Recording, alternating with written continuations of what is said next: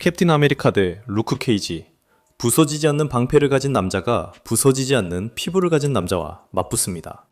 스티브 로저스는 인간 신체 능력의 정점에 있는 인물로 지구상에서 가장 뛰어난 전투원 중 한 명이며 아마도 세계에서 가장 뛰어난 전술적 두뇌를 가진 사람일지도 모릅니다. 루크 케이지는 캡틴 아메리카만큼 숙련되지 않았을 수 있습니다. 많은 사람들이 그렇지는 않지만 한 방에 모두를 쓰러뜨릴 만큼 강하고 미사일을 맞아도 끄떡없을 정도로 강인하다면 굳이 그럴 필요도 없습니다.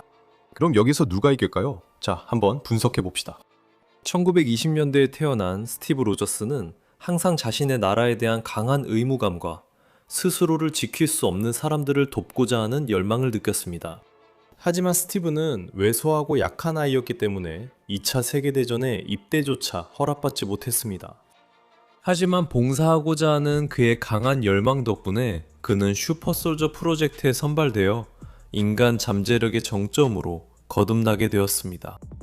이제 캡틴 아메리카로 알려진 그는 나치와 하이드라에 맞서 선봉에 섰고 전쟁이 끝날 무렵 북극에서 얼어붙은 채로 남겨졌습니다. 하지만 캡틴 아메리카는 결국 현대에 부활하게 되었습니다. 이제 그는 어벤져스의 리더로서 진실, 정의, 자유를 위해 싸우고 있습니다. 슈퍼 솔저이기 때문에 캡틴 아메리카는 분명히 초인적인 존재입니다.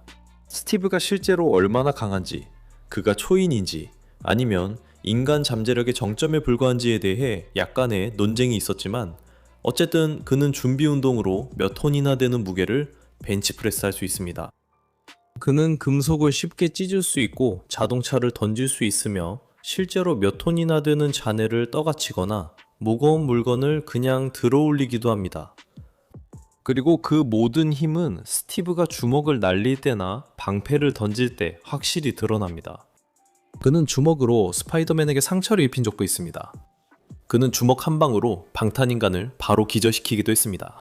그는 아이언맨의 갑옷을 맨주먹으로 찢고 피해를 준 적도 있습니다. 그리고 다시 한번 스티브가 방패를 던지기 시작하면 차량을 파괴하고 헬리콥터를 격추시키며 로봇을 파괴하거나 탱크를 해체할 수 있었습니다. 캡틴 아메리카는 말도 안 되게 강합니다. 캡틴 아메리카는 또한 말도 안 되게 초인적으로 강인합니다. 그는 벽을 뚫고 날아가기도 하고 건물이 그 위에 떨어지기도 했지만 멀쩡했습니다. 그는 네이머, 스파이더맨, 아이언맨, 심지어 헐크에게도 주먹을 맞았지만 살아남았습니다. 그는 아주 가까운 거리에서 거대한 폭발에 휘말렸지만 흠집 하나 나지 않았습니다. 정말 오히려 더 화만 났을 뿐이었죠. 그가 총에 맞거나 칼에 찔린 적도 있는데 가끔은 캡틴이 나중에 누가 지적해줄 때까지 전혀 눈치채지 못할 때도 있습니다. 그리고 그의 방패로 캡틴은 사실상 행성급 공격도 아무렇지 않게 받아낼 수 있습니다. 토르, 헐크, 헤라클레스, 타노스, 울트론 이들 모두가 방패를 부수려고 시도했지만 아무도 성공하지 못했습니다. 방패는 다가오는 모든 것을 막아낼 수 있습니다. 말 그대로 파괴 불가능하죠. 심지어 셀레스티얼과 같은 우주적 신들의 공격도 견딜 수 있습니다. 이 사람은 정말 강인함 그 자체야. 그는 또한 빠르다는 말로도 부족할 만큼 빠릅니다. 그의 모든 것은 초인적이에요. 그의 인식까지도요. 즉 그는 단순히 오랜 훈련과 반사신경 때문에 총알을 피하는 것이 아니라 실제로 자신에게 날아오는 총알을 보고 그냥 움직일 수 있다는 뜻입니다.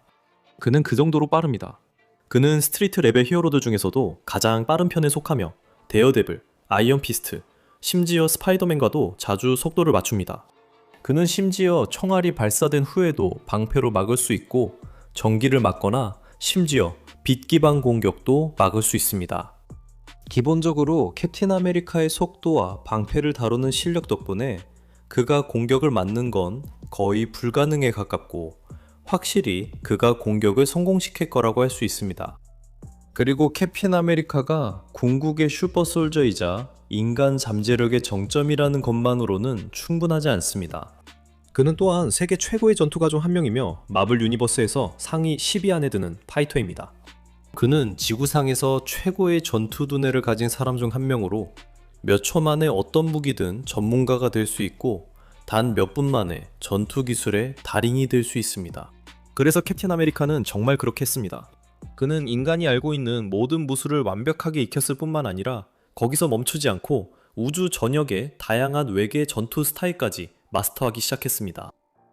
그는 혼자서 군대 하나와 맞먹는 전사로 슈퍼빌런 팀 전체를 혼자서 쓰러뜨릴 수 있으며 데어데블, 블랙팬서, 아이언피스트, 샹치 등 마블 최고의 격투가들과 꾸준히 대등하게 싸웠습니다. 캡틴 아메리카는 그의 방패를 다루는 데 있어서도 전문가입니다. 그는 방패를 자신보다 더 잘 알고 있으며 로저스 같은 군인에게 완벽한 무기입니다. 그가 방패를 던질 때마다 물리학이나 과학과 상관없이 항상 그에게 돌아옵니다. 그리고 그것은 어떤 싸움에서도 공격과 방어의 궁극적인 조합입니다. 루크 케이지는 처음부터 상징적이지 않았습니다. 그는 신들에게 선택받거나 수도승에게 훈련받거나 운명을 받은 것도 아니었습니다. 루크 케이지는 그냥 할렘 출신의 한 남자였습니다. 누명을 쓰고 감옥에 갇혔으며 실험 대상으로 이용당하고 죽으라고 버려진 남자였죠. 그 실험은 그를 죽이는 대신 무섭도록 단순한 존재로 만들어버렸습니다. 절대 부서지지 않는 남자가 된 것이죠. 루크 케이지의 능력은 슈퍼솔저 혈청을 재현하려는 불법 감옥 실험에서 비롯된 것입니다. 뭔가 잘못됐거나 아니면 어쩌면 완벽하게 잘 된 것일 수도 있죠. 그의 근육은 더 단단해지고 뼈는 강화되었으며 피부는 거의 파괴되지 않을 정도로 강해졌습니다. 그 순간부터 루크 케이지는 힘으로 해결할 수 없는 문제가 되었습니다. 힘으로 따지자면 루크는 엄청나게 강합니다.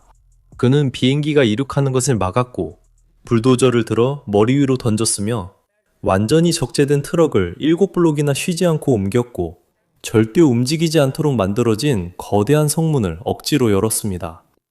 루크 케이지가 주먹으로 치면 끝입니다. 그는 네이머에게 피를 흘리게 한 적도 있습니다. 그는 그린 고블린을 쓰러뜨렸고 퉁스톤을 눕혀버렸으며 베놈과 싸웠습니다. 그리고 그가 프록시마 미드나이트와 싸웠을 때 충격으로 그들 아래 땅이 갈라졌습니다. 두 강자가 충돌하면서 지진이 일어난 거죠. 루크는 힘을 실을 준비, 동작이 필요 없습니다. 요령도 필요하지 않죠. 그는 그냥 때릴 뿐이고 세상이 그 충격을 받아냅니다. 기동성면에서 그는 점프하는 법을 배운 화물열차처럼 움직입니다. 그는 강화 철문을 곧장 뚫고 달리며 한 번의 점프로 도시 거리를 넘어가고 아무런 힘도 들이지 않고 5층 높이를 뛰어오릅니다. 그는 날지는 않지만 중력은 분명히 그와 협상하는 것 같습니다. 하지만 내구성에 있어서는 루크 케이지가 인상적인 수준을 넘어 반칙처럼 느껴집니다. 데어데블은 루크를 때리다 손이 부러진 적이 있습니다. 루크는 꿈쩍도 하지 않았습니다. 데드풀은 모든 것을 쏟았지만 루크에게 전혀 영향이 없었습니다. 블랙팬서의 가장 강한 공격도 그를 느리게 만들지 못했습니다. 그는 누군가를 14마일이나 날려버릴 정도의 힘으로 맞았지만 그대로 서 있었습니다. 차가 완전히 박살날 정도로 세게 던져줘도 거의 아무렇지 않습니다. 그는 사이클롭스의 옵틱 블라스트를 여러 번 맞았고 아이언 피스트의 길을 실은 전력 펀치를 맞고 건물을 뚫고 날아갔습니다. 다시 일어났습니다. 정신지배된 아이언 피스트에게 오래 맞고도 버티며 싸움을 계속했습니다. 그의 가장 놀라운 업적 중 하나로 루크 케이지는 헐크에게 맞아 4개의 마천루를 뚫고 날아갔지만 살아남았습니다. 얼굴에 바주카포를 맞아도 멀쩡하죠. 그린 고블린의 펌킨 폭탄? 아무렇지도 않습니다. 빌딩이 무너질 정도로 세게 그 녀석이 그를 들이받고 펀치 한 방에 공중으로 날려보냈어도 루크 케이지는 여전히 일어섰습니다. 그의 피부는 단순히 피해를 견디는 게 아니라 아예 거부해버립니다. 칼은 그를 베기도 전에 부러지고 총알은 튕겨나가며 산탄총을 맞아도 그의 피부는 뚫리지 않습니다. 그는 휴먼토치의 화형 공격 속을 걸어나왔습니다. 전기도 그를 쓰러뜨리지 못합니다. 산도 효과가 없고 급소 공격도 통하지 않습니다. 신경 공격이나 독도 소용없습니다. 어떤 것도 그를 늦출 수 없습니다. 루크 케이지는 단순히 공격을 버티는 것만이 아닙니다. 그는 그것을 완전히 무시합니다. 루크 케이지는 화려하지 않습니다. 복잡하지도 않습니다. 그는 반격하는 벽입니다. 화력으로 그를 압도할 수도 없고 그보다 오래 버틸 수도 없습니다. 루크 케이지가 당신은 끝이라고 판단하는 순간 당신은 끝입니다. 그럼 누가 이기죠? 자, 그럼 시작해봅시다. 겉으로 보면 이 승부는 실제보다 더 팽팽해 보이죠? 캡틴 아메리카는 지구에서 가장 뛰어난 순수 격투가 중 한 명입니다.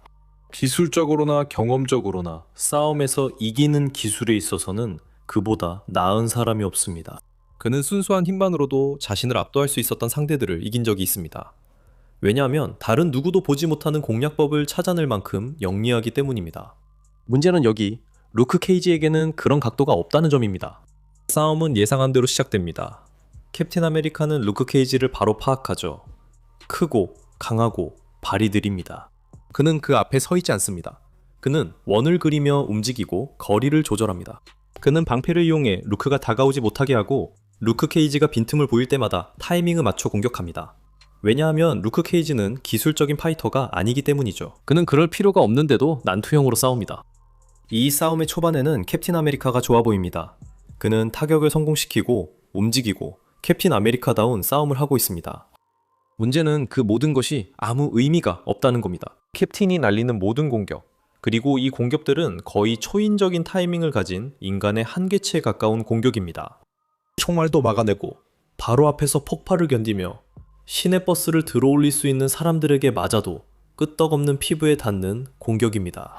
캡틴의 주먹은 지구상의 거의 모든 사람에게는 최강의 무기지만 루크 케이지에게는 그냥 벽을 치는 것과 같고 그 벽은 아무런 반응도 없습니다. 이제 캡틴은 이걸 금방 알아차립니다. 왜냐면 그는 캡틴 아메리카니까 뭐든지 빨리 파악하죠. 그래서 그는 전략을 바꿉니다. 직접적인 공격이 통하지 않으면 스티브는 다른 수단을 꺼냅니다. 그는 각도를 이용하기 시작하고 방패를 공격이 아니라 방향 전환에 사용합니다.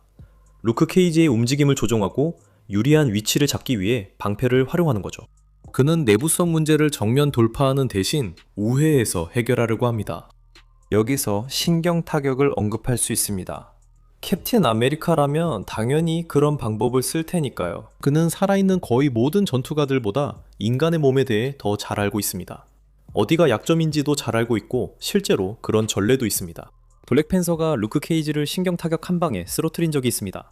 샤올라는 무술 지식면에서 스티브 로저스와 급이 다른 것도 아닙니다.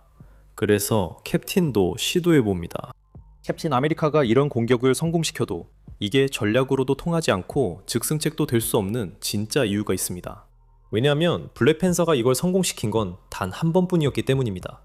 루크 케이지는 신경 타격을 버티거나 급소 공격이 전혀 통하지 않는 경우가 많았습니다. 루크 케이지에게는 이런 공격이 전혀 통하지 않은 사례가 많은데 이 한 번의 예시만을 가지고 모든 상황에 적용할 수는 없습니다. 또 다른 문제는 실행입니다.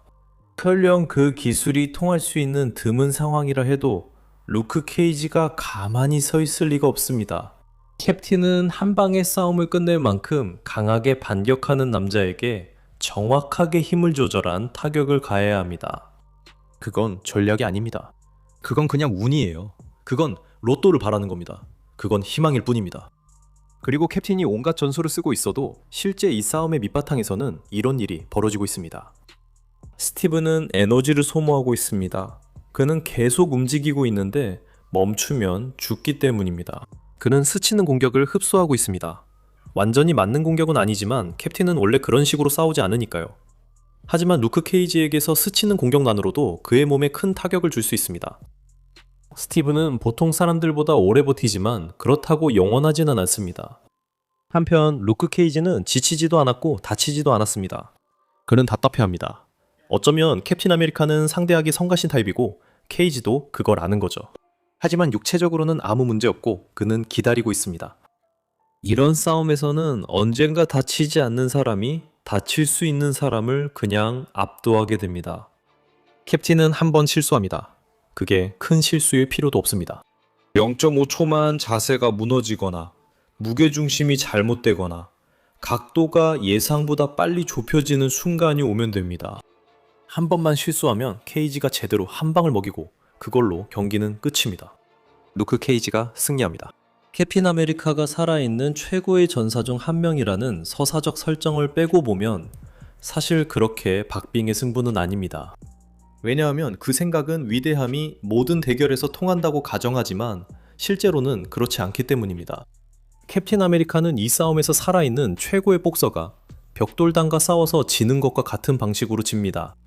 결국 그의 푸더크가 얼마나 좋은지 묻는 대신 왜 계속 콘크리트를 때리고 있는지 묻게 됩니다. 실력은 진짜입니다. 실력은 최고 수준입니다. 하지만 그 실력은 지금 그 앞에 놓인 특정 문제에는 아무런 의미가 없습니다. 루크 케이지의 능력은 캡틴 아메리카가 하는 모든 것의 천적입니다. 그리고 증거에 따르면 그 내구성을 힘으로 뚫고 나갈 수 없습니다. 지치게 만들 수도 없습니다. 그보다 더 오래 버틸 수도 없습니다. 캡틴 아메리카가 힘겹게 싸우지만 결국 루크 케이지가 그냥 끝내버립니다. 루크 케이지가 승리합니다. 여러분은 어떻게 생각하시나요? 아래 댓글에 의견을 남겨주세요. 분명히 이 부분에 대해 여러 생각과 감정이 있으실 거라고 확신합니다. 이렇게 오래 시청해주시고 영상 끝까지 와주셨다면 정말 대단하십니다. 시청해주시고 저희를 응원해주셔서 정말 감사합니다. 그리고 구독하고 싶으시면 구독해주세요. 앞으로도 매주 이런 영상을 더 많이 볼 수 있을 거예요. 그때 다시 뵙겠습니다. 다음에 또 만나요.